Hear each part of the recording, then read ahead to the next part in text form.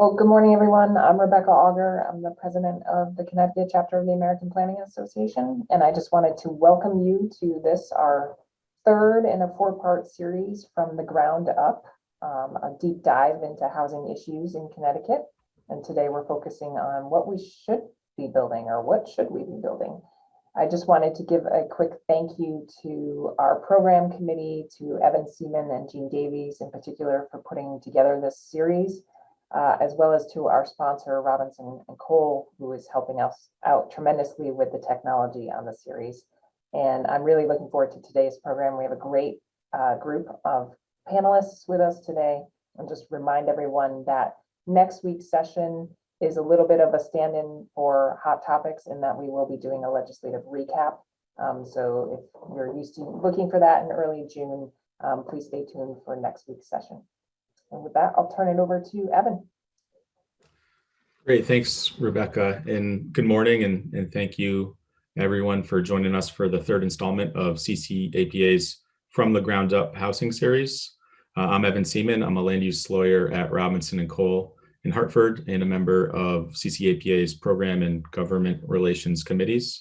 And we've got a great program for you today with some really excellent panelists. We're going to consider why access to diverse, affordable, and equitable housing is an issue that really touches everyone. We're going to hear about how all types of agencies, parties, individuals have roles to play in expanding accessible housing options. We're also going to consider what kind of housing diversity might work best for different families and individuals, with a look at some different options and also how access to transportation, jobs, and opportunity all affect the construction of new housing. And once housing is built, how can we make sure that it retains value over time? And what steps can be taken to ensure that that's done? We're going to hold questions until the end of the program, the last 5 or 10 minutes. You'll see at the bottom of your Zoom screen, there's a Q&A button. You can type questions into there, and I'll monitor those and to the extent that we have a couple minutes at the end, raise those questions then. There's also a chat button where you can type in comments or questions there. So whatever your preference, I'll be monitoring both of those. And with that said, I'd like to introduce our first speaker, Latoya Thomas. Latoya is the principal and founder of Brick and Story, a consultancy practice focused on telling the stories of the built environment. And using those stories to push for positive action in communities. In finding creative ways to tell these stories, Brick and Story provides engagement in creative storytelling strategy and implementation services to government agencies, foreign nonprofit organizations, and individuals working or participating in the built environment. And Latoya has developed a particular focus in affordable housing, urban revitalization, and community development. And has a strong commitment to creating opportunities for marginalized populations. So Latoya, thanks so much for joining us this morning. The floor is yours. Awesome, thank you, Evan. Very nice to be with all of you today. Give me one moment. We'll get this stuff pulled up.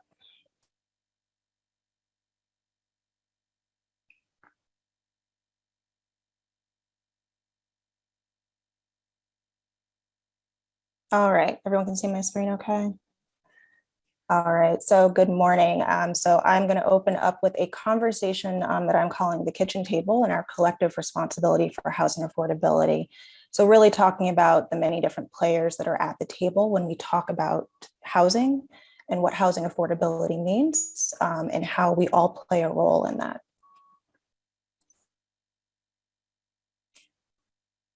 One second, I feel like the slide just jumped, so give me a moment. There we go. So Evan gave a great introduction. I just wanted to highlight a few other things about Brick and Story. So as he mentioned, I'm a DC-based consultant. My firm focuses on storytelling in the built environment space. A lot of our work focuses on engagement strategy and implementation. So we work oftentimes with private for nonprofit developers, as well as with other land planners and municipalities to think about how are we effectively engaging residents and the larger community that are impacted by the land use decisions that are being made. How do we bring people into the planning and development process in a more accessible way? And how do we engage populations that have also typically been marginalized from civic engagement and from the public process? So a lot of our work is engagement, but a lot of our work is also policy related. And we really try to provide a holistic approach to looking at issues of planning, of design, of land use, to really think about how we're building communities that are truly inclusive and that are truly accessible, and that where ultimately everyone who's there can prosper. So I'd like to open up with some rather sobering statistics to get us started today, just to level set as we talk about what we mean by housing affordability. So from Harvard University, a couple of stats for you. In 2019, 37.1 million households were housing cost burdened, and that means that they were spending more than 30% of their income on housing. That represented about a third of all households nationwide. That also meant that 17.6 million of those households were severely cost burdened, spending half or more of their income on housing. So if we think about that in perspective, that's a large portion of our national population that is struggling to meet their housing needs. And when we talk about what housing needs are, it's obviously not just your rent or your mortgage, but it's all of the other costs that go into housing, such as your bills and other related expenses, such as maintenance, upkeep. So what do we mean by housing affordability? So we have what's called the HUD metric, pay no more than 30% or a third of your income on your housing cost. But it also means more than that. When we talk about housing affordability, we're talking about a couple of different things. We're talking about availability of supply. Do we have enough supply in that particular jurisdiction to meet the need? And is that supply representative of the various income brackets across the spectrum? It's not just enough to have market rate 2-bedroom plus a den apartment. So we know that we need to have a range of housing needs. Are those units accessible? And so when we talk about accessibility, there's a couple of different ways we can think about it. So we know that there are some folks that need units that are physically accessible for them. But we also talk about accessibility and how easy it is for someone to actually obtain housing. And I think as many folks who work in the housing space know, there are some very clear barriers to many people being able to access housing besides income, credit scores, criminal background, again, availability of units being on the market and over demand, particularly at lower income levels. So are we creating an accessible process related to that landlord discrimination that can often happen with certain groups who are trying to access housing? Are we creating an environment where everyone could access housing that meets their needs? Also thinking about the availability of supporting resources in a community. So housing is not a standalone entity. We also have to think about what else is in that community to really support housing. Are there schools? Are there grocery stores? Are there other small business options available for folks to get daily goods? Are there job opportunities? Is there adequate transit? Is there adequate infrastructure? Again, different housing types to meet different household needs. Not everyone needs a single family 4-bedroom home, but we also know that some folks need more than a 1-bedroom apartment. So how do we ensure that we've got enough diversity in our housing stock to meet those different household needs? And this last point, options to support growth along the housing spectrum. I think this is an important one because we have to think about the fact, and many of you on the phone can relate to this, that our housing needs change over time. They change as we age, they change as we get married, develop partnerships, have children, maybe take on an older family member as a member of our household for caregiving purposes or just to combine incomes. How do we ensure that we have enough adequate supply to support folks to grow along that housing spectrum? For many of you who think back to when you came out of undergrad or grad school, you had your first apartment. It probably was small. It probably was not very amenitized. And maybe as you went up in your career, you moved up, you earned more money, you were able to also access other housing choices. The reality, though, is that a lot of folks don't have that option. Their incomes might be stagnant. And so how are we ensuring that those folks where we are seeing maybe low income growth are finding ways to be able to access a bigger unit if their family expands, or perhaps even an affordable home ownership option that might be out there. So what prevents housing affordability? So there's a variety of things.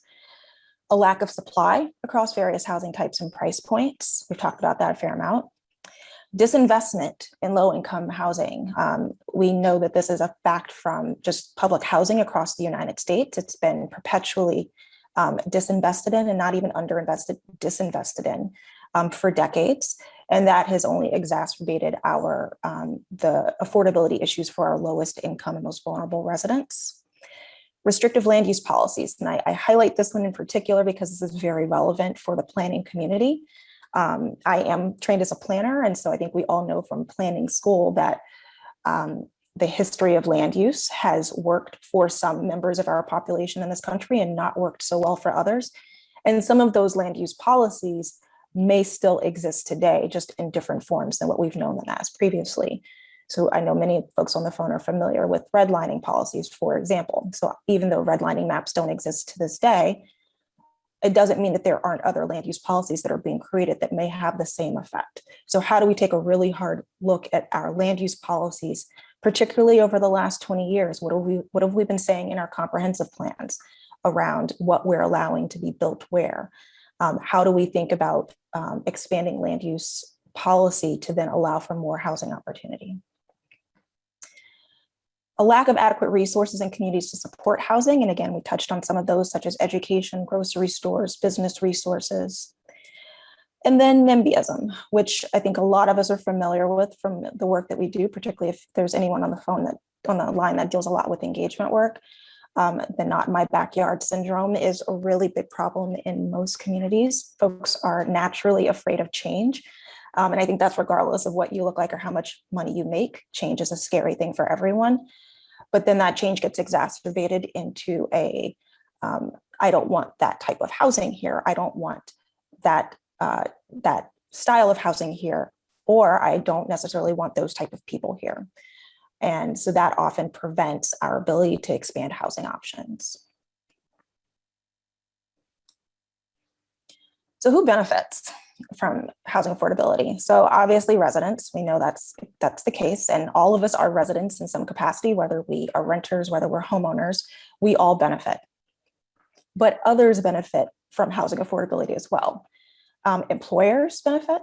So if you have local employers and their employees are able to live in closer proximity to their workplace, that means that you're offering a better quality, not just home life, but also work environment for employees. They're able to access their jobs easier. They may have less of a commute time, less commute expense. Schools benefit from having a diverse array of affordable housing options available in their communities and in close proximity to those schools, because that also means you get a diverse array of students at those schools. And you don't end up in communities where some schools are overpopulated and bursting at the seams, and others are underpopulated and at risk of closure. Small and local business benefits. Obviously, if we're putting housing in communities across a diverse array of income ranges, then we are also creating a population of people to patronize small local businesses that may exist. Also, civic life as a whole improves as we think about how housing communities can change, how communities can evolve over time. There is evidence that's starting to show that as we are creating more housing options, as we are reducing the need for folks to turn to more drastic measures, more what we call measures of last resort, housing schemes, in order to meet their housing needs, that civic life starts to improve. We are able to adequately house populations, which means that we also are able to have resources to support those populations, better parks, better infrastructure, and you're able to create a more holistic community. At the end of the day, everyone benefits from housing affordability, because the reality is that we are all affected by housing affordability. We all have some limit to what we are willing to pay or able to pay for our housing. And so again, the goal here is, how do we get to housing affordability that's really covering the needs of everyone in our population? So who is responsible for producing affordable housing? So I think a lot of people might try to point fingers and say, well, the developer is responsible and no local government is responsible. But the reality is that there's a lot of different people that are responsible. It really is everyone's responsibility. And so I want to take a moment to talk through each of these entities and what their role is. Local government and elected officials, we know that those are the folks that are making local level policy decisions. And that's around not just legal policy decisions, but also public funding decisions. They're the ones that are advocating for policy decisions to be made. They play a major role in setting the stage for what our cities look like. Planners are part of local government. And some planners are also in private practice, but we know that planners play a major role in land use policy as well. And so again, as I mentioned, comprehensive plans, affordable housing strategies, planners play a major role in shaping what our fabric looks like and who has access to that fabric going forward. Developers. So we know that developers take responsibility for actually coming up with a lot of the design and development programs and bringing product to market, but they're also getting their guidance from what government policy allows them to build and encourages them to build. So developers have a very clear responsibility to obviously build a good product, to build adequate product, but also to build based on what the requirements are at the local policy level, particularly if they are getting public funding in some capacity. And so again, we start to see the links. If public policy is then informing what can and should be built and is incentivizing affordable housing development, then that means that developers will start to follow suit and actually build those units. Architects, contractors, engineers all play a major role in housing affordability. We'll be talking about this later in the panel, but as we think about what does affordable housing look like, there's often been the stigma around affordable housing being very poor quality, very poor design, and that's not the case. We know that the building technology has come a long way, but we also know that there's just some really smart design decisions and constructability decisions that can be made in order to ensure that we're creating housing options at a wide array of income ranges that looks good and that's really high quality and meets the needs of folks who need housing. Again, employers, particularly large regional employers, they play a major role in housing responsibility, in housing affordability. I'm in the DC region. And so for those of you who know what's happening in this area, the region is really preparing for the what's now kind of in progress is Amazon and the development of Amazon in Northern Virginia and the related impacts that Amazon's headquarters and warehouses here will have, not just on jobs, but on housing. And Amazon is starting to really step up to the plate in terms of what they're doing as a regional employer by providing financial resources to really support housing development in this area. And so again, thinking about the role that large scale regional employers, whether that's an Amazon, whether that's a major hospitality industry company, whether that's healthcare, regional employers can play a major role in affecting housing affordability. The private sector plays a major role as well as we think about private businesses, what private businesses have in terms of access to capital and access to resources and accesses to influence. Oftentimes the microphones that private sector individuals and corporations have are different than the microphones that the rest of us may have. And so the fact that they're in a position to provide not only financial resources, but also a different perspective and a different voice to the conversation is key to this process. Financial institutions. Again, for those of you who are familiar with affordable housing policy, we know that financial institutions have played a major role in either supporting affordable housing or exacerbating the need for affordable housing by, through poor lending practices. So we know that financial institutions play a major role in how community development, how urban development happens, what gets developed where, what kind of housing gets developed in what communities. The philanthropic sector, which plays a major role in providing foundational money and resources to support development, also plays a major role from the capital provision standpoint, but again, also from the advocacy standpoint. If affordable housing is tied to their mission and what they're trying to do, that again adds more voices and also more dollars to the mix. The advocacy community plays a major role as well. And those are advocates who are working in major organizations, but even smaller scale advocates who are working with local government, trying to advocate for more effective housing policy decisions. It's really important to have those voices because they are the ones that are often spurring change at the local level. And then finally, residents. Residents play a major role. They are the ones that are ultimately impacted by the decisions that we're making from a policy standpoint, from a land use standpoint. And residents can also fall under the advocacy umbrella. It's really important to think about how residents are being engaged, how residents can learn to actually argue and fight for the housing rights that they need.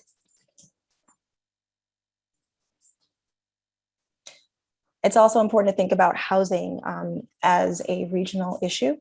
We can't look at housing in one city or locality without looking at the housing needs and related impacts in the surrounding region. And it's really important to emphasize that when we think about housing and regionalism, we think about things like migration that happens across boundaries, across jurisdictional lines. We think about transportation, we think about transit, we think about infrastructure needs and all of the various improvements that may need to happen in order to support growing populations. And we know that most localities along the eastern coastline, particularly between the Mid-Atlantic and New England, are seeing population increases. Employment, again, we've talked about that a lot today, how much employment, particularly regional employers, play in this conversation around housing affordability and housing accessibility. Healthcare access, and that's not just access to a doctor, but that's even just thinking about some of the larger regional healthcare elements that exist, whether that's specialized care, whether that's healthcare as an employer, the fact that healthcare plays a really big role in thinking about housing in our region as well.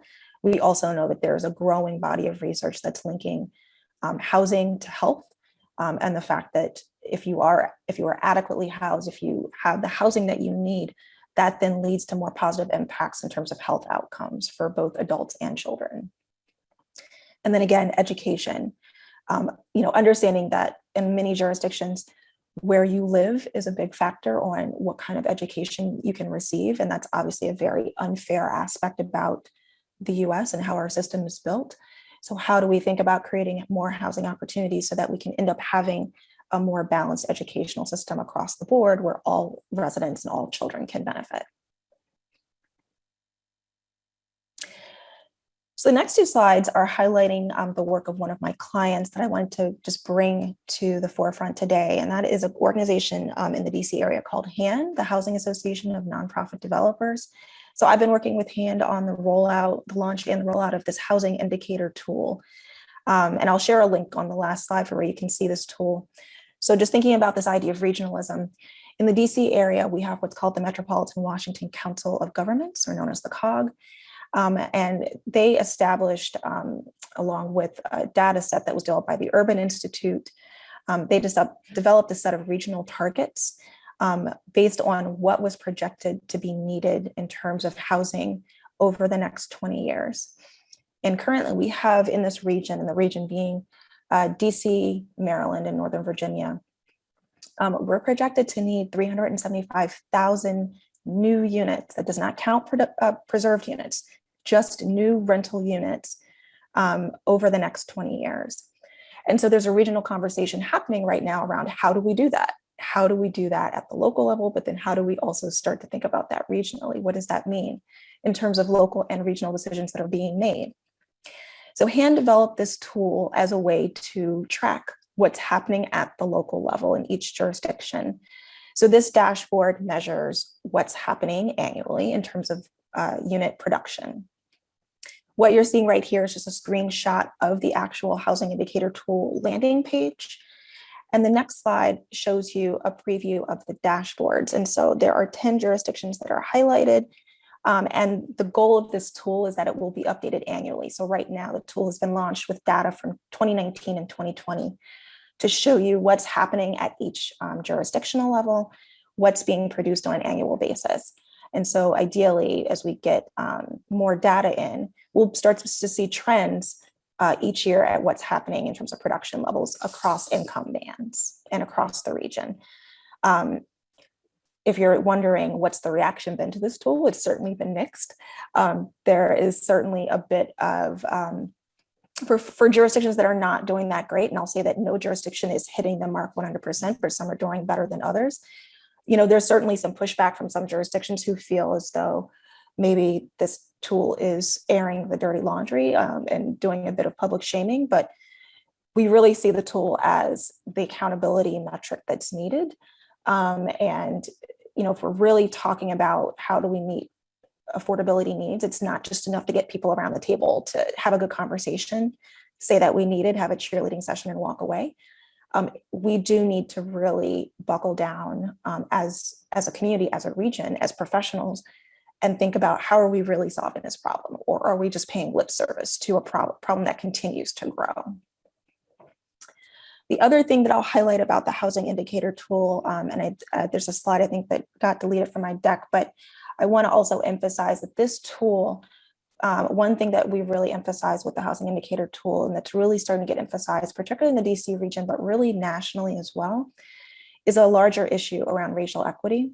One of the things to really think about is the fact that, if we look back at historic land use policies, we know that land use has primarily negatively impacted low-income individuals and Black people and other persons of color. And that has rang true for decades, that still rings true today.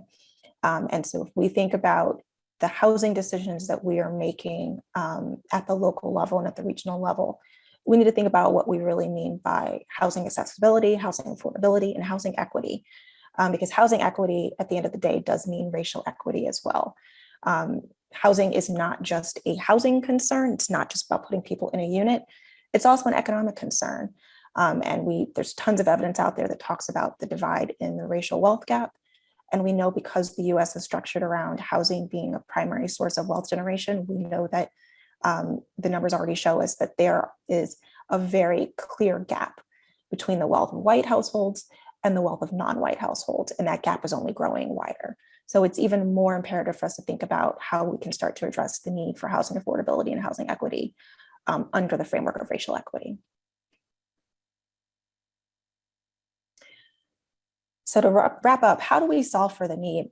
So local level policy initiatives are going to be really key. And that's where I think the planners who are on the line come into play here. How do we think about developing policy solutions that are housing focused, that also address production, preservation, and funding needs? There's also a need for collective action. And so I know I went through the laundry list of people that are involved. It's really important for us to think about how do we all come to this table together to really solve for the problem, not just to talk about it, not just to acknowledge that it's there, but to really seriously solve for the problem because it is continuing to grow by the day. And then lastly, effective engagement and advocacy. And that's supporting the work of advocates that professionally organize and advocate, but it's also bringing residents into the fold as well and making sure that they are part of the conversation and they understand how to advocate for their housing needs. So with that, I am now going to turn it over to the next panel. This is my contact information and also a link to the housing indicator tool on hand website for anyone who'd like to take a look at that going forward. Thank you. Latoya, thank you so much for that great presentation. About how everyone has to play a part of the process, and we really all stand to benefit from addressing this issue in a very positive way. I'd like to now introduce our next speaker, Jean Davies, who many of you know, and I'm gonna hand it over to Jean. Jean? Hi, everybody, and thank you, CCAPA and Evan, for organizing this, and thank you, colleagues, for attending these sessions, because it seems as though we have a lot of work ahead of us. My presentation today is a result of ongoing research toward developing an out-of-the-box approach to affordable housing in Connecticut in rural areas, very rural areas, but I'll get to that later. So welcome to my planning process. I've tried to organize a year's worth of research toward writing this plan to highlight inspiration in affordable housing, and pulling it together so that it's digestible for you. By way of background, I've worked as a planner, professional planner, for 34 years, and my career has transect and focused on systems, on urban systems in Seattle and West Haven. Worked in suburban communities, waterfront development, housing, economic development, regional and land use efficiencies, conservation, transportation, emergency management. And so all of that I try to bring to this plan as I've been thinking, how do we do affordable housing in a very rural community? So toward that end, I've designed this so that we can kind of go over creativity in housing policy in Connecticut, and looking at ways for designing for long-term value. This is following up on LaToya's wonderful presentation to try to hone in on how I'm trying to think about working on this project in Connecticut, and maybe offering all of you some options as you begin to explore in your own community or your organization how to approach creativity, long-term value, and then also building equity through ownership. This is going to be a factor in the project that I'm working on. And then creative thinking in your community. So thinking about it from a transformative rather than versus a transactional movement. And I'm going to take you back. This is actually what got me into planning in the first place. In 1988, I was doing a summer in planning in the Netherlands, working on, they have a national planning policy in the Netherlands. And so I was fascinated with looking at it from a geographic standpoint. I went over there as a geographer and I came back as a planner. The element that really impacted me the most was the Dutch Housing Act, 1901.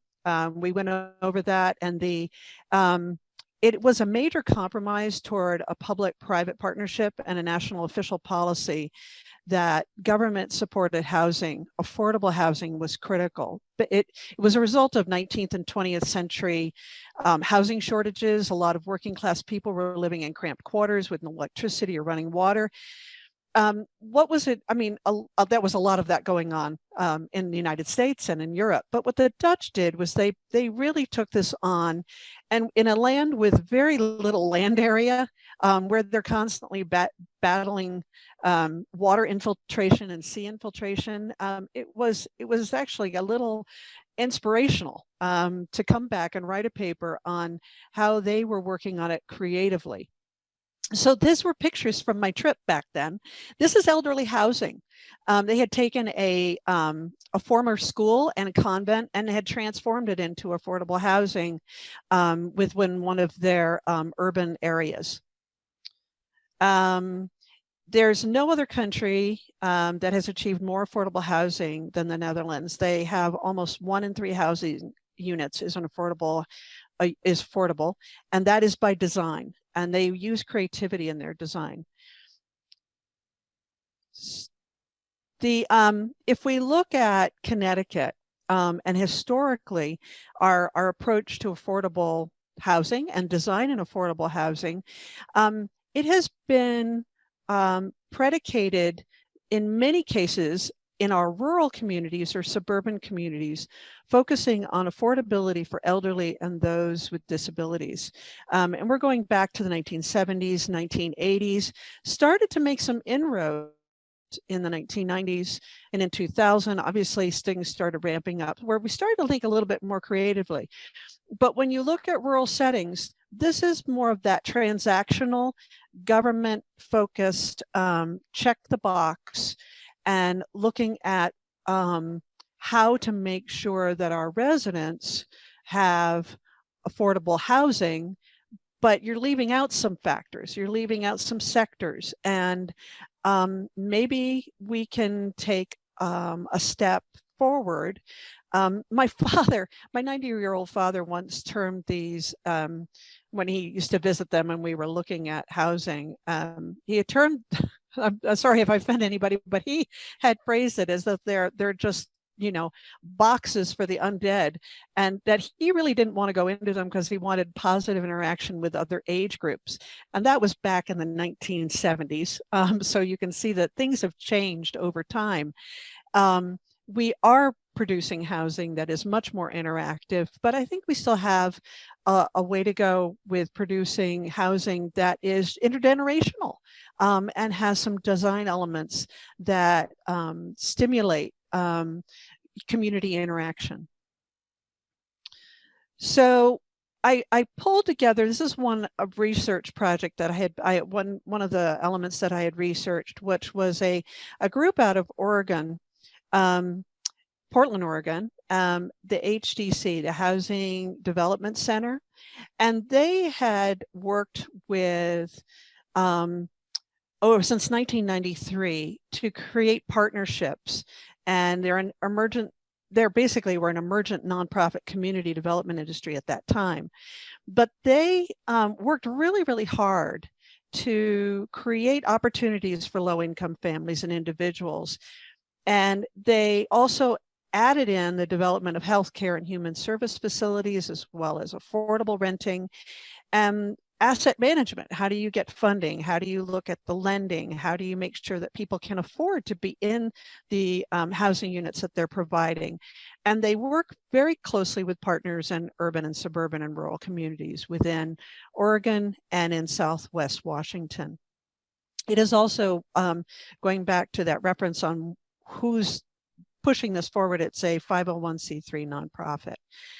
So I wanted to share this with you because if you looked back at our other slide, and I did put that in color, but they were gray.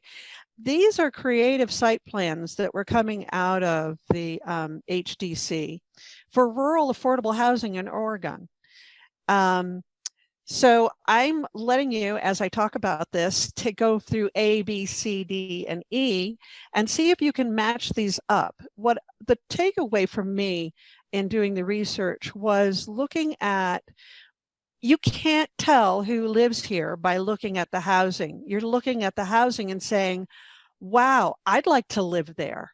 And I think that's important in the creative site plans and design that we have moving forward in Connecticut, that people aren't identified by their housing.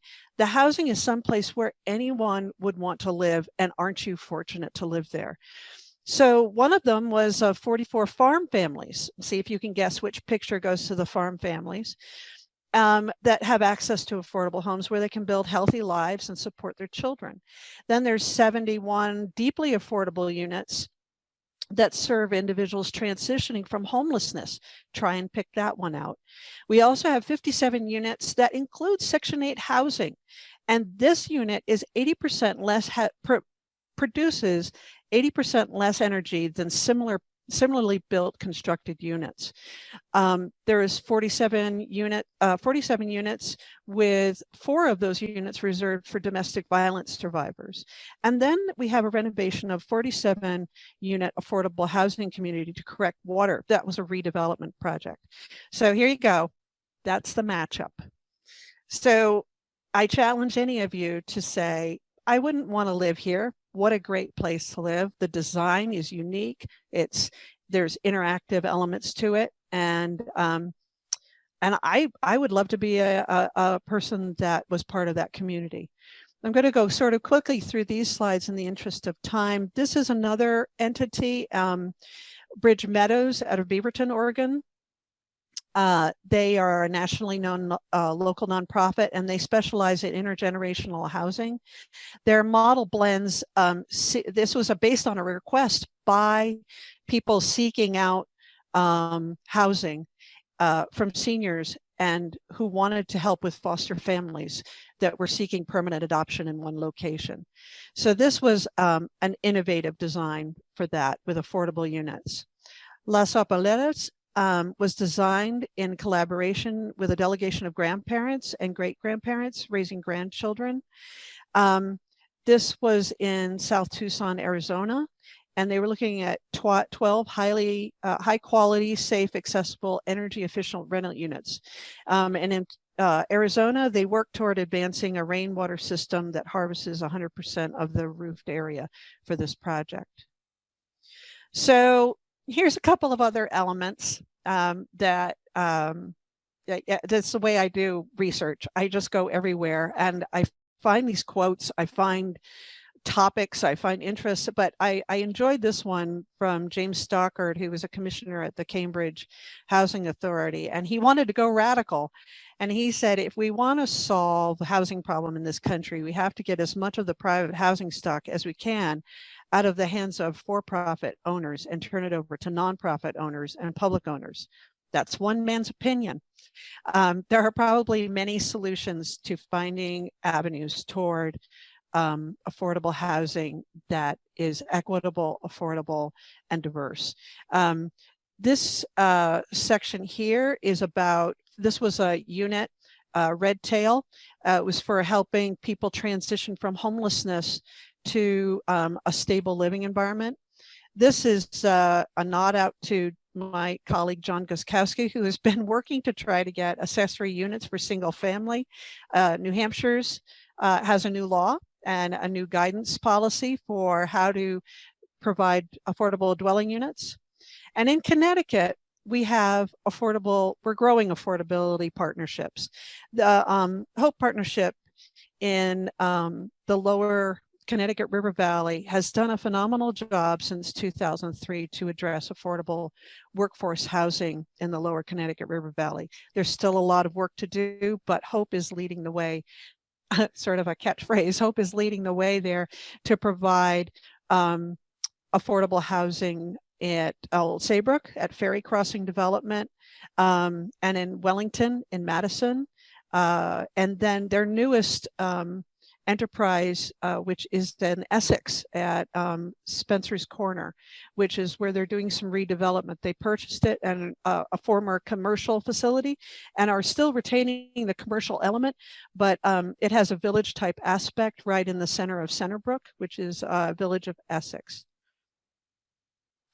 So when we look at affordable housing and planning and funding toolbox partnerships, these are elements of referring back to LaToya's slides about nonprofit, foundation, government, developers. They're all partners toward giving us an option to look at creativity in our development of future housing. There is no one-stop solution. So, is the community land trust model from the Lincoln Land Institute. There is the state. April 12th, 2021, Governor Lamont announced that $49 million in state funding will support development of hundreds of affordable housing in towns throughout Connecticut. We have the Cooperative Housing Toolbox, which is as I have provided the link there, you should go to it. It's a great rural development toolbox for how to develop housing in rural areas that comes out of Minnesota's academia. And then, of course, we have Desegregate Connecticut and Partnership for Strong Communities and Open Community Alliance. There's the Women's Institute, which has produced tremendous amounts of housing, both in Massachusetts and also into Connecticut.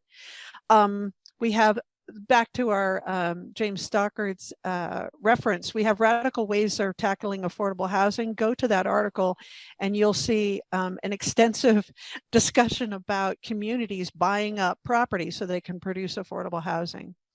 And down below, we have the Affordable Housing Alliance of Connecticut, and this is a sad closure. They have closed their doors following in 2020. I encourage you to go to that link or to find them on the website and look for that closing announcement. They are seeking people who are interested in continuing to forward their mission, but they are closing the organization. And they were instrumental in providing tremendous amounts of partnership building in Connecticut. They were founded in 1981, and it's a lesson for all of us to, as we move forward in Connecticut, that every organization that's working on affordable housing needs support, and they need to work together with other organizations. And even when they do, sometimes it doesn't work. But there were over 250 member organizations that they worked with, nonprofit developers, housing service agencies, and residents associations. So this happens to be one of the units that, this is a virtual rendering of Lascana Home Proposal down in Orange, Connecticut. I just thought that might be interesting to you. That was some of the bonding funds that will come out of Governor Lamont's initiative. So here's my project. I'm going to take you into my deep dive into Lebanon's Affordable Farm Plan. And just a background, Lebanon's historical and agriculture roots are inseparable. It's their economic base, it's their worker base. There's almost 10,000 acres of farmland, of which 5,500 are permanently preserved. And excuse me, I know Phil Chester is on this forum, and he will probably update those figures if anybody wants them. It is the capital, Connecticut capital for dairy, poultry, equine, and nursery industries. And they maintain a significant agriculture base in the Lebanon's planning of conservation development. Growing Lebanon's agriculture base is good for this tax base, and it's important to providing preservation of their open spaces, scenic vistas, local economy, and tourism. So Phil approached me about 2 years ago and said, Jean, we need affordable housing for farmers. Let's look at how could we do an affordable farm project in Lebanon. So we received a grant from the state of Connecticut Department of Agriculture, and we are in the process of pulling this plan together.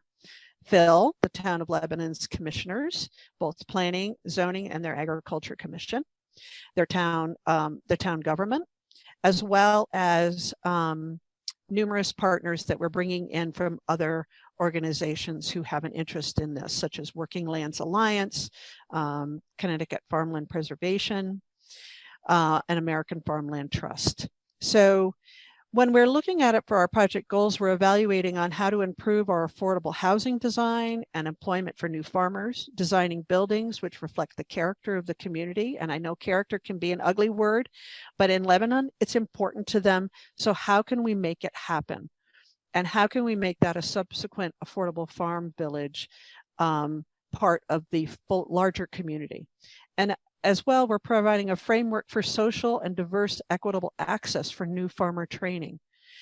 There's going to be, we're pulling in consultants to look at the financial structure, whereby new farmers who are seeking out this affordable option are going to look to build equity so they can buy into a larger operation, because we have generationally, we're going to be losing farmers throughout Connecticut and there will be a need for people to take over those operations. So we will pull together a template that hopefully can be replicated in other Connecticut towns who want to foster farm housing. So we have 2 properties. Our marching orders are to find 2 properties, and we have found them. We have the Randall Farm and the Kraus Farm.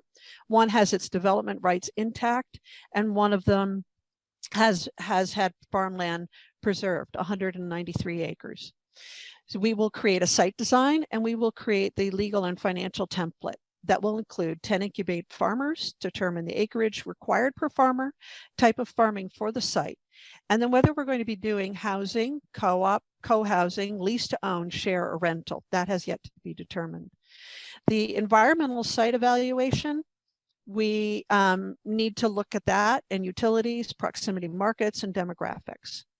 The paradox for Lebanon, and this is you're a lot of you who are working in rural communities in Connecticut are going to face this, is that while we need the housing in Lebanon, we need the affordable housing in Lebanon, Lebanon, in order to get a USD community facilities grant, would need to, or the partner that Lebanon might work with, because we actually started to apply for this, would need to pay 85% match toward a community facilities grant funding.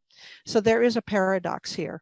This is a very busy slide that goes into the options of the type of housing that we're looking at, and I'm going to go quickly through. These are housing cooperatives.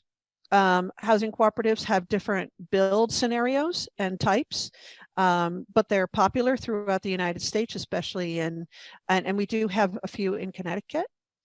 The USDA is promoting co-ops, both co-ops as agriculture producers and co-ops as housing. And then co-housing is similarly, except it's a group of people coming together to buy a single piece of land or an aggregation of multiple plots to create a co-housing unit. This is the Krause Farm.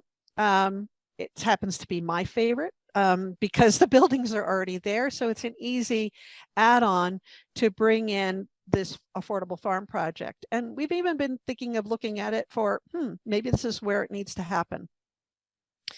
We're gaining inspiration from Rocky Corner Co-Housing. I don't know whether this project, the Krause project or the Affordable Farm Project in Lebanon will be co-housing or co-op, but we're gaining our inspiration from Rocky Corner Co-Housing in Bethany, which went through years of approval process to create co-housing on 33 acres. It's near New Haven, and it is a nonprofit developer. The president is a person who lives there, and it's very low key, but I tell you, I've been talking to some friends of mine and everybody wants to move there. This has their Energy Star compact affordable homes, and they were designed by award-winning architects, Centerbrook Architects and Planners in Essex. So I'm going to get to the end of this by giving you yet another inspiration back to the Netherlands. And this is Eidelberg, Holland, where if you don't have land, and they're running out of land, they're going to build the housing on water. And so we have four artificial islands connected to each other. And I have to tell you, I want to go back into the Netherlands and visit this as soon as we can start traveling again. So there's 21,000 inhabitants, the first of whom moved there in early 2002. They've had some hiccups along the way, but in the end, 70% will be for sale on the market and 30% will be reserved for low cost rental housing to ensure a mixed population. That is 5,400 units of affordable housing built on the water, an engineering feat. The Dutch are unique for finding out their engineering challenges and mastering them. So these are additional resources and websites that I have used in my research. There's a lot more. And my contact information is down at the bottom. I will put it in the chat. And if you want a copy of this presentation, I'm happy to produce it. The next speaker, I think, will stop share, is Melissa, right? I think we have Melissa coming up next. Melissa Kaplan-Macy is Vice President of State Programs in Connecticut, Director of the Regional Plan Association. Melissa is responsible for engaging stakeholders and building support for RPA's programs to expand economic opportunity, improve infrastructure, and adapt to climate change across the region. It's great that she's on this panel.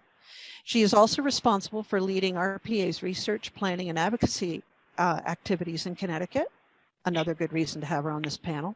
And she's an expert in land use planning, community engagement. She has extensive experience in building collaborative relationships with community partners in order to leverage resources and create actionable policy. Melissa is a member of the American Institute of Certified Planners, and she holds a master's degree in urban planning from New York's University Wagner School of Public Service and a bachelor's in urban studies from Brown University. Take it away, Melissa. Thank you so much, Jean. So I'm going to jump off really on what the other two speakers have talked about today, particularly Latoya's presentation, talking about the intersection of housing with transportation and opportunity. So there we go. Just for a minute, a brief introduction for those who don't know me or don't know my organization, and then I will just get quickly into it so I can turn it over to Paolo. I know we have about a half an hour left, so I might go a little quickly through the slides just so there's enough time and for Q&A at the end. But Regional Plan Association is a nonprofit research, planning, and advocacy organization, and we're dedicated to improving the New York metropolitan region's economic health, environmental sustainability, and quality of life. We'd like to, actually I'll go back for a second. or maybe I won't. Anyway, we like to say that we are a small staff, but we punch above our weight, that we really, work very closely as a team and do a lot of exciting work in research and also long-range planning sort of being the foundational way we come into this work. And then again, as LaToya mentioned, I think for this issue in particular, obviously, and so many others, but we're really thinking about housing at a regional level. So in terms of our history and our work in this space over time, we have actually been doing this work for almost 100 years now in the tri-state region. We are a regional plan association, not regional planning association, I like to say. We have been putting out long-range plans for the region about once every generation over the 100-year history, with the first plan coming out in 1922. And our most recent plan in 2017. And I was very fortunate to be part of the team that put out the fourth regional plan and to be part of that research and community engagement effort. And one of the biggest things that came out of the work that we did on the ground with community partners across the region really was on this issue of housing affordability. And one of the pillars of the plan is about making the region affordable for everyone. So that's really a foundational piece of work for us as we work to implement this fourth regional plan now over the course of the next 20 years or so.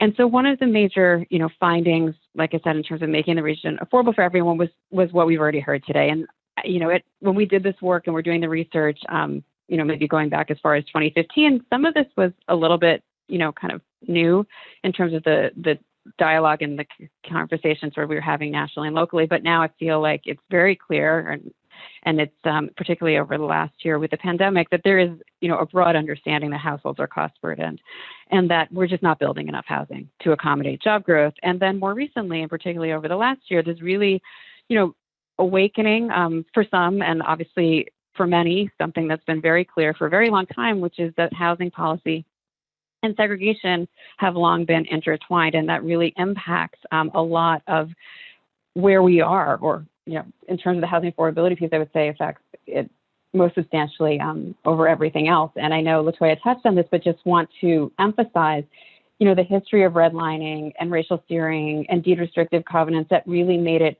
impossible for Black and Brown communities to move to suburban communities in that post-World War II period, and really cemented in this residential segregation that we have today, where white families were able, because of intentional public policy, to move to suburban communities and buy homes and accumulate wealth over generations.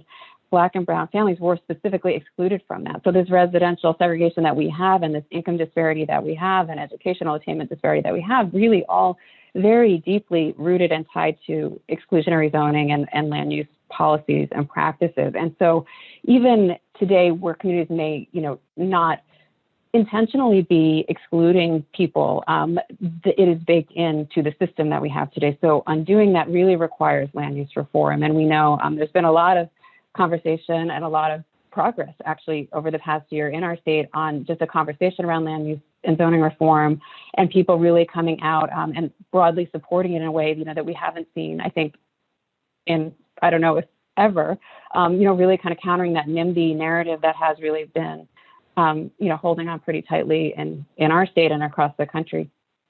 So what I want to talk about today very specifically is this relationship between land use planning and access to transportation and therefore jobs and therefore education opportunities. And I'm going to focus on the first two bullets, but I also want to mention the third. So one, being that we have a lot of commuter rail served communities, largely white suburban areas in many cases, and a lot of land around those commuter rail stations are zoned for single family.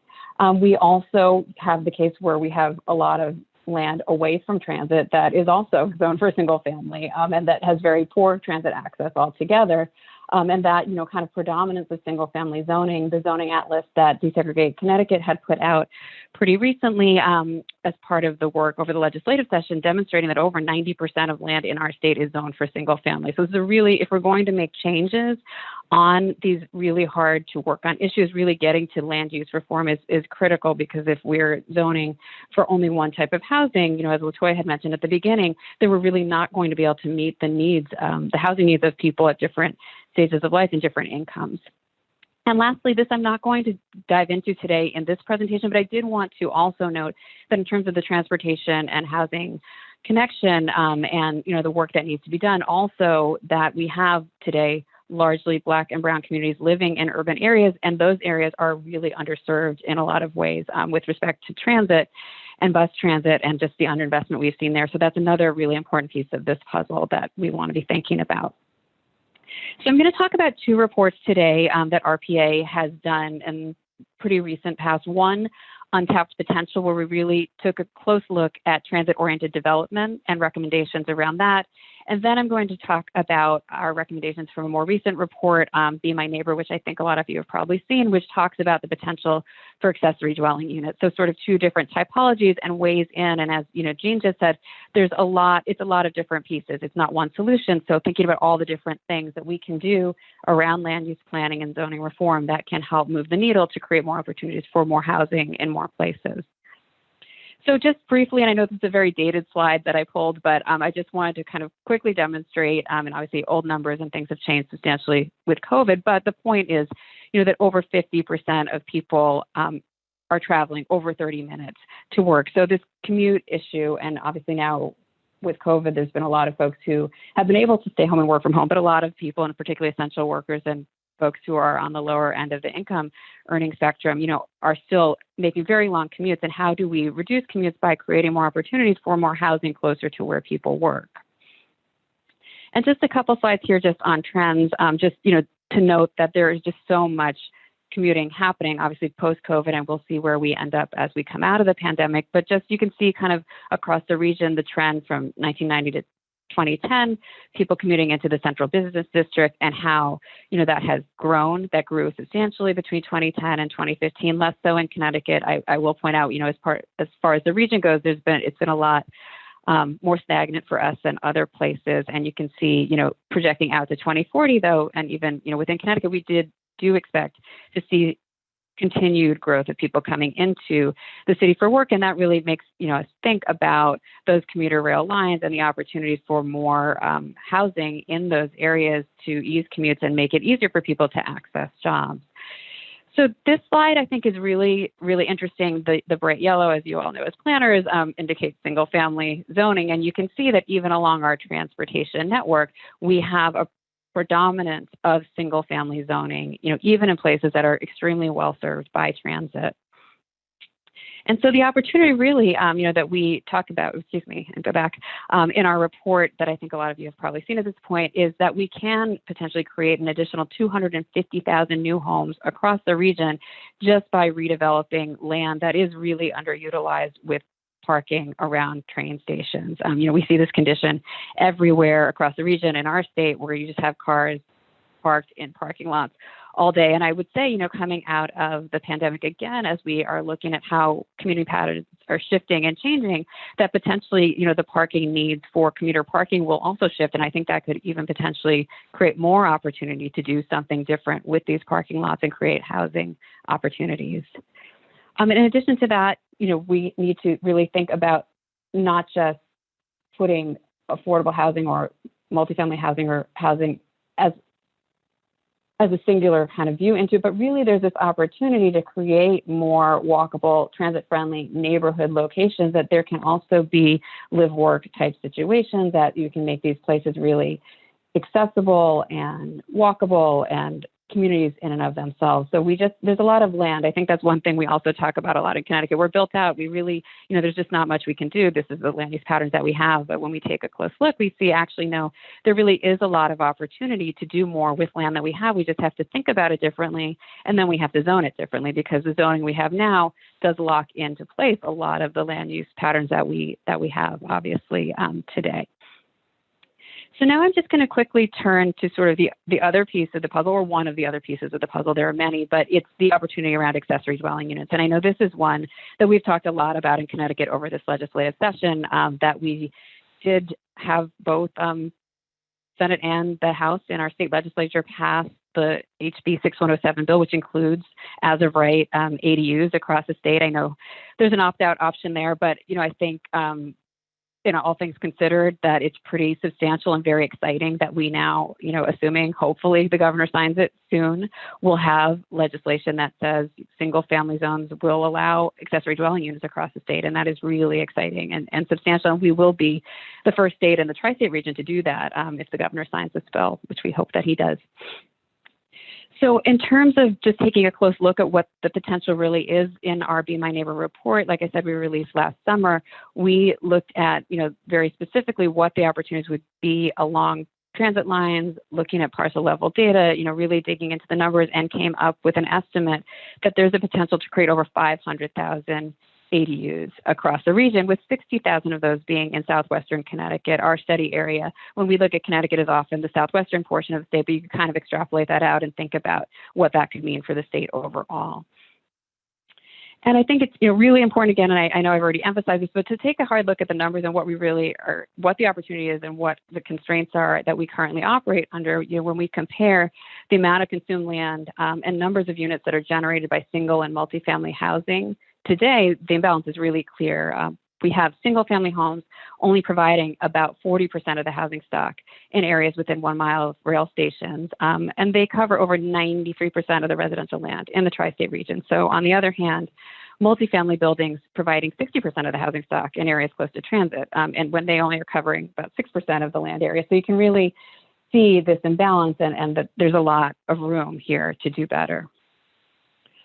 This, again, is a region-wide number, but we also, in our research, found that there are 300,000 McMansions covering 170,000 acres of land in areas close to transit stations. So, again, really substantial opportunity to do more here. And so just a few recommendations on that. And, I think hopefully we are a little bit ahead of the curve in Connecticut in terms of statewide legislation, but there's a lot that we can do to make it easier to create accessory dwelling units. First of all, obviously by enabling that type of land use through zoning. We, in our report, recommended that every state in the region do that. And again, great to see Connecticut taking a lead on that. And then locally, obviously, communities can, even without sort of a state push, do this. Update local zoning ordinances to enable and encourage ADUs. And as has been mentioned, I think in both previous presentations, particularly in Jean's, about good design and accessibility. This is a real opportunity to create more housing with the recognition that we do have such a predominance of single family zoning in our state, that there could be a lot more housing within those neighborhoods that, from a design perspective, looks very similar to the housing that already exists there. Parking, obviously a really important piece of this, being flexible and creating parking requirements and ratios that make it possible, because you can have an ADU regulation on the books, but if the constraints around it, whether it's parking or the bulk regulations, make it difficult to actually implement that, then it won't be very meaningful. So really thinking about the whole suite of zoning tools that need to be applied in order to make ADUs practical and possible. Technical assistance and financing and information, again, for local communities to think about how to make these truly affordable. It's really important to think about how there will be more support for people to take advantage of this opportunity, and that it doesn't become something where, folks who already have a lot of access to opportunity have even more access because now they've been able to even increase their property value. So what more can we do, and how do we dig in and think about ways to make this be an opportunity for a homeowner who would not necessarily be able to stay in their home because of a change of family circumstance or because of aging or any of the many, different life stages and just circumstances that happen, so that opportunity is something that they can take advantage of, and also provide an affordable, more affordable, relatively affordable unit for someone else on their same property. So really thinking about how we connect ADUs to affordability more intentionally. And that's all. And I will turn it over to Paolo so that he can have some time for his presentation, and then happy to take questions at the end. Thank you. Thank you so much, Melissa. And I'd just like to give a brief introduction for Paolo. Paolo, I'm really interested in this part of the presentation, especially because we get to hear a little bit of a different perspective, the perspective of an architect who designs much of the housing that our workshop series has been focusing on so far. And Paolo is a founding member and president of NOMA CT, the National Organization of Minority Architects, the Connecticut chapter, and a member of Patrick Quinn Architects in New Haven. So Paolo, let me hand it over to you. All right, excellent. Thank you, Evan. And thank you to everyone at the CCAPA for giving me the opportunity to speak today. So as Evan mentioned, I'm a licensed architect here in the state of Connecticut. I'm an associate principal with Patrick Wynn Architects. We are a small team of architects, designers, and do-gooders based in New Haven.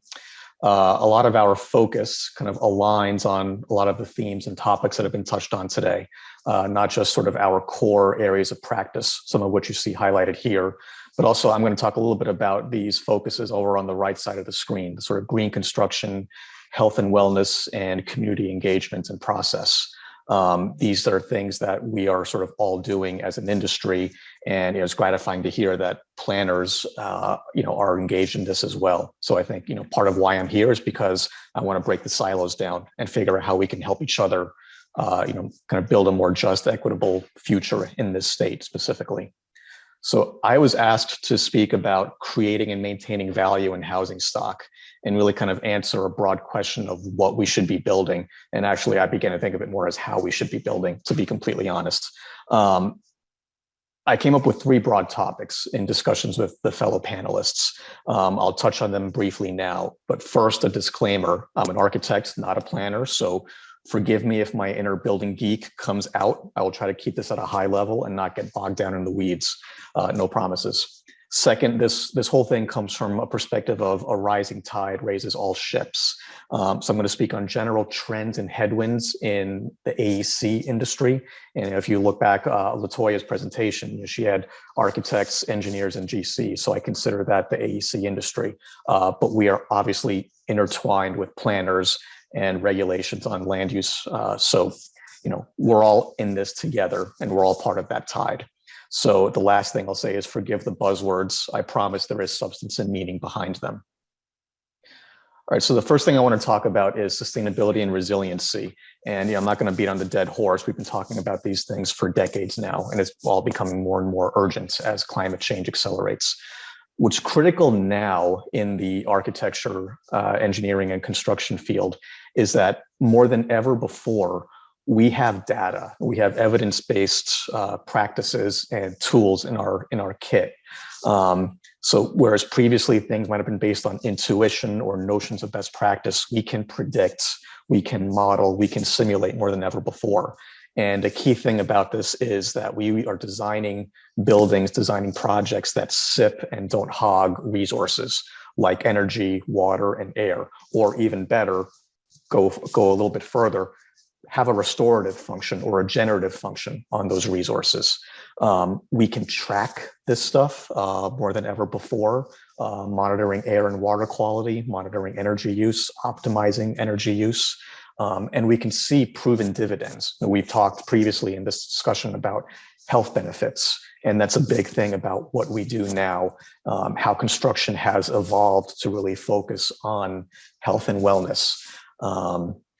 This has a cascade effect on things. Sustainable construction proves to be more livable, more resilient, and therefore more valuable for both residents or users of the buildings, and also those who own and operate the buildings. Maintenance costs, utility bills, all more predictable, more regular, and less of a burden on everyone. And that's key to what we've done in this century. All right, next word in the middle here is sort of diversity. There's another buzzword. Just to be obvious, we're not a homogeneous society, especially as events of this century have shown and continue to show. Just to make a point, even among those who are the same height, build, and skin tone, you'll find numerous personality traits, qualities, life stages, and a one-size-fits-all approach to housing just doesn't work. So let's end that myth. I'll talk a little bit about how we move away, and full disclosure, Gene stole some of my thunder by showing a diagram, but I think we're going to talk about it from a little bit of a different perspective. But the whole idea is move away from the typologies that you see here of the same thing writ large. A tapestry is not homogeneous, it's rich, it's got color, it's got texture, it's got fabric. And then how do we apply things like form-based principles and incentives, not restrictions? How do we talk about these projects in a way that is more about how to and less about what you can and can't do? The last thing I'm going to talk about is this idea of equity, but with the modifier of being intentional about it. So in that context, I'm going to talk about infrastructure, connectivity, and this is where, you know, architects and planners really need to meet and come together. And this idea of, you know, projects that are giving dignity to people. You know, we mentioned about you don't define someone by where they live. How do we do that?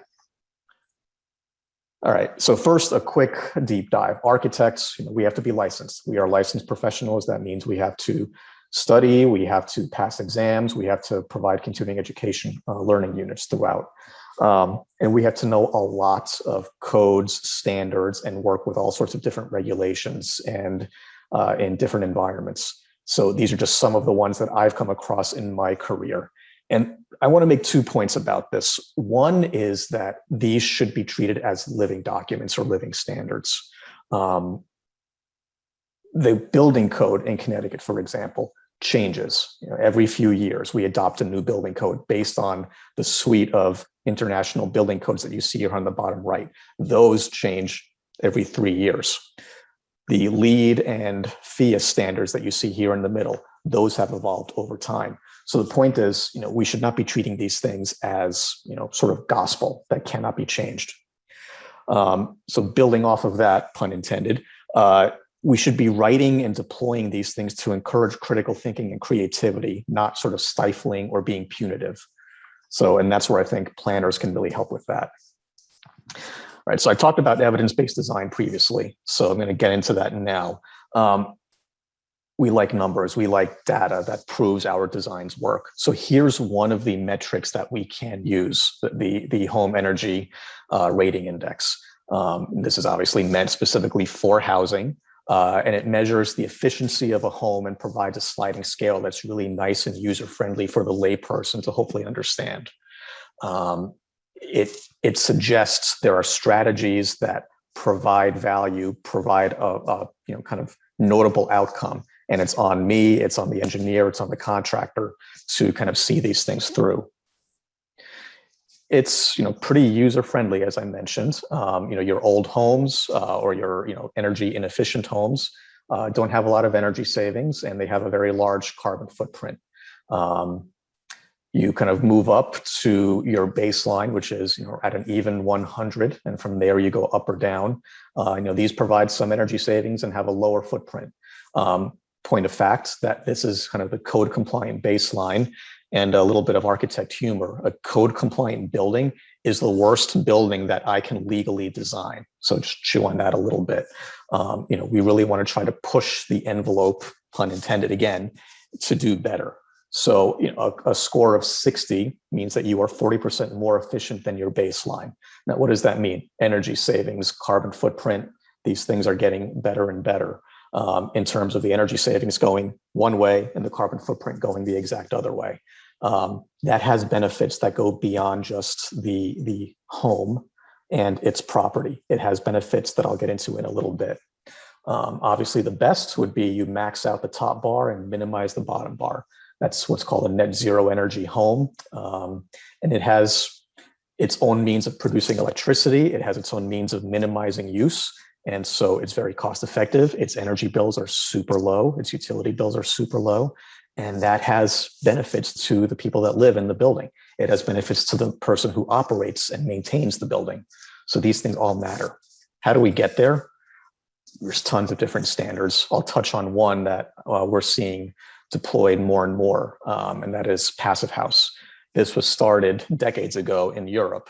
And really the idea is that you are doing things with your construction to really drive down your energy use, but also drive up your thermal comfort. So there's a whole series of principles, 5 specific ones that you see here. I'm not going to dwell on them at any great depth. So this is kind of a very basic marketing diagram that we use. But the idea is you have super well built building envelopes that are optimized for solar orientation, solar heating in the winter, solar block in the summer. You have no thermal bridges, things that create drafts and create uncomfortable and unhealthy spaces through mold, draftiness on the interiors. You deploy smart technology for air and vapor barriers, so your buildings can dry out in the summer but retain humidity in the winter. That's important. Coming out of the COVID pandemic, we noted that humidity was a key driver in viral transmission. So all of these things are interrelated. Window performance, again, maximizing solar heat gain in the heating season. So the sun's energy is helping heat your building. And ventilation and moisture and heat recovery, and key, minimally sized space conditioning. A traditional home, they say probably 1 ton for every 600 square feet. So a house like mine, I need a 4-ton unit. All right, if it were a passive house home, I would need less than a ton because the building is that tight. I'm not heating or cooling the great outdoors. All right, this is important stuff. Keep that in mind.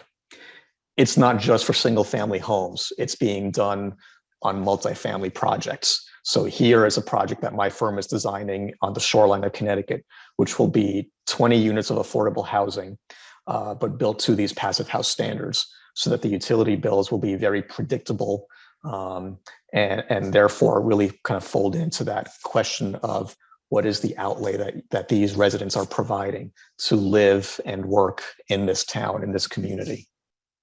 It's not just us doing it. This was a showcase put on yesterday by the Connecticut Green Building Council, an award-winning project designed by Crosskey Architects up in Hartford, Connecticut, which again, these are multiple units built in a style that is very New England in feel. It has access to transit, it has access to parking, but again, quality construction, high performance building envelope, and healthy buildings. All of these things are key to what we are doing today as architects and engineers. It's not just for residential either. So this, and also not for new construction either. As a case in point, this is my office building. It is a 200-year-old brick building in New Haven, Connecticut. It obviously is very poorly insulated. It was built with brick and plaster 200 years ago, and it costs a lot to heat and cool the building. So we are renovating it to this passive house standard so that we will have a much healthier mechanical system. We will have much more comfortable places to work. I won't be sitting there shivering in January, and I won't be sitting there sweating in July. These are concepts that can be applied across the board. So let me switch gears a little bit to diversity. Not every family is a nuclear family. I think that's a myth that was promulgated by a lot of American culture in the 20th century. Today, more and more, we're seeing a need to accommodate single parent households, multi-generational households, blended households. Even this slide, frankly, is flawed. Consumers of housing aren't just families. We talked previously about people coming right out of graduate school or college needing jobs. Teachers, librarians, nurses, professionals that aren't paid a huge amount of money. And so they might need quote unquote affordable housing. These are not Section 8 people. These are professionals that communities vote as desirable to have in their town, but they need housing. What about empty nesters? What about introverts and extroverts? What about those with other needs like mental or physical health issues? All of this stuff, again, that one size fits all approach was not what we needed. And again, conventionally, the idea is that here on the left, you see what most of Connecticut is, but then punitively, you see the townhouses or the larger developments on the right. What about the stuff in the middle? You don't see that much of it. So this is the slide that I think Jean showed. This is by Opticos Design. It's an excellent slide that I find really compelling insofar as what's missing. It's these opportunities for different types of housing, different types of building scenarios that allow for there to be more flexibility. Throw the idea of the forever home out the window and instead think about what are the right homes for different life stages and how do they support each other. There are things like courtyards shown in here or duplexes, fourplex scenarios. Again, we know very well about these two on the extreme sides, but what about the ones in the middle that can offer different modes of living that are frankly more suitable to the 21st century? This is an awesome diagram that these guys prepared showing just different scenarios, different languages. Form-based zoning does not have to be about gabled roofs and certain size of windows and porches. You can accommodate various different styles, various different ideas of regionalism and sort of appropriateness, but still make these typologies work. So I love the work that Opticos does, something that I usually use as a starting point for a lot of my work. So if you have a chance to check them out, please do. I also want to bring up a point about the sort of stick versus carrot approach to planning and zoning. It's a great metaphor that I think holds true in my experience. The old zoning regulations that we have here in Connecticut really feel like that stick approach. Things are more about restrictions, setbacks, minimum and maximums. Design guidelines where they exist can feel very, very stifling from an innovation standpoint. Things like FAR break your head in figuring out the rules. Variances, just that very term feels pejorative. And it's always been focused on an idea of the footprints, my site, what does my development do to my site, and not really sort of pay it forward. So what I want to do is talk about the more carrot approach, the opportunity and incentive idea that I think you guys are already dealing with a lot. And I think that's great. Form-based coding as opposed to form-based zoning. So let's move away from that and give designers, developers, builders some flexibility in things. The idea of greater collaboration, neighborhood outreach, zoning meetings that are not, NIMBY people firing back at each other. How do you foster communications, discussions that are constructive? They are still difficult, no question, but they are not so combative that you automatically shut your ears to a contrarian opinion.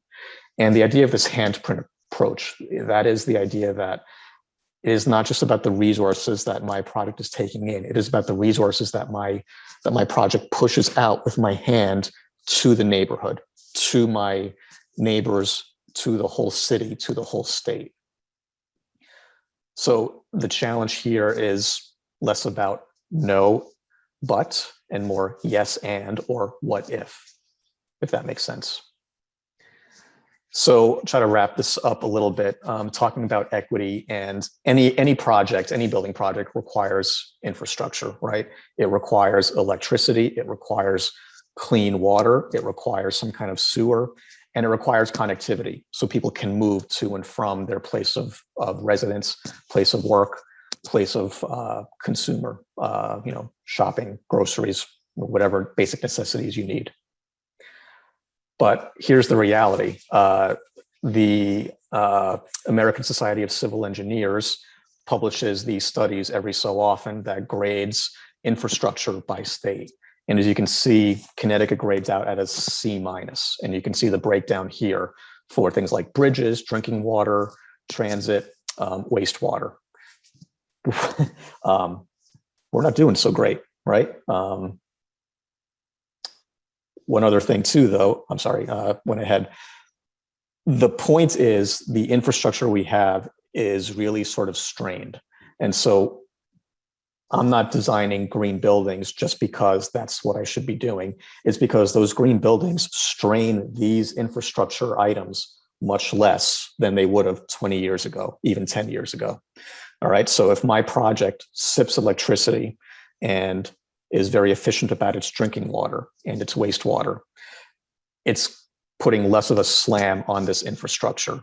It's reducing the utility bills for the residents, like I already mentioned, and just overall reducing that demand while still providing new opportunities for housing. This is equitable. That's exactly what equity is. It's development that doesn't make things worse for everybody else, just for me, but it kind of helps everybody out, even if it's incrementally. One other thing I want to touch on here is connectivity. This is a diagram from a report issued 5 years ago, actually 6 years ago now, November of 2015, where Anna Robbins was speculating on where things were headed from a digital connectivity standpoint. And I think, thank you, COVID, this obviously really exploded more than ever in the past year and a half. We've blurred the line of home, school, work, all of these things. And connectivity, access to internet, access to broadband, Wi-Fi, whatever you want to call it, is hugely important.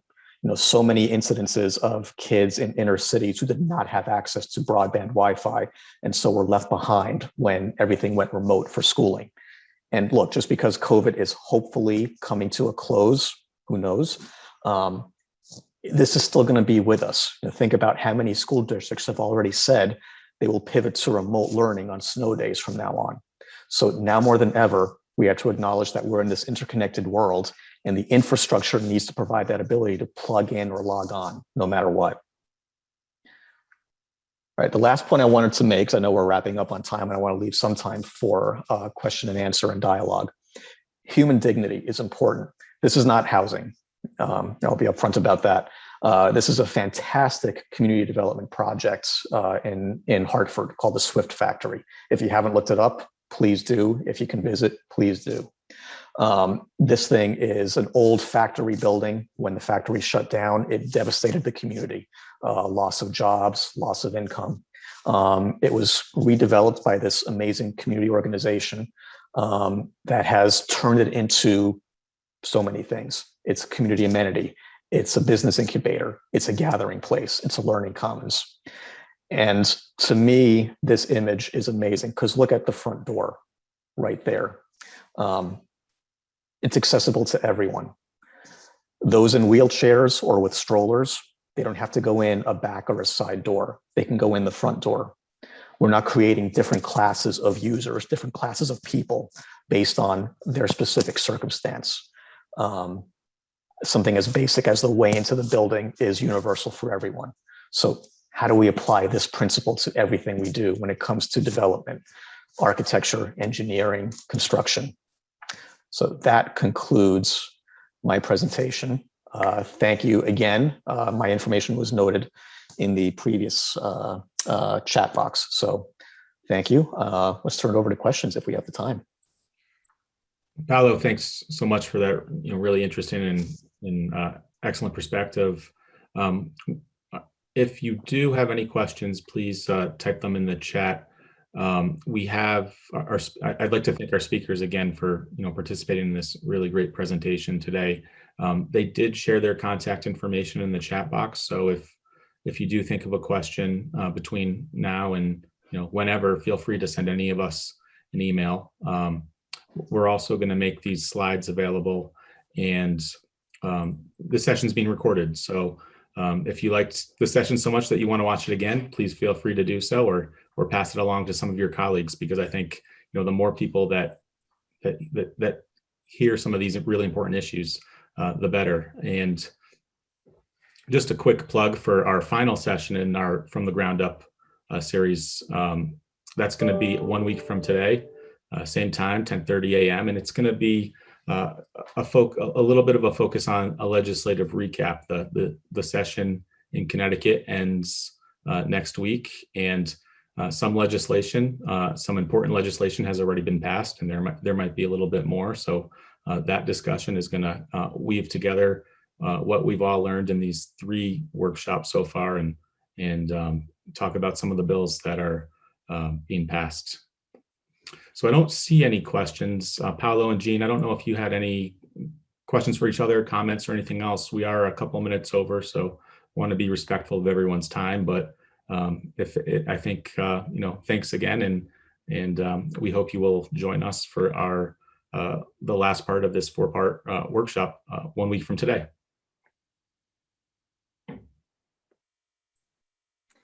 My shameless plug is, for those of you who are on this call, get involved with things like AIA Connecticut, NOMA Connecticut.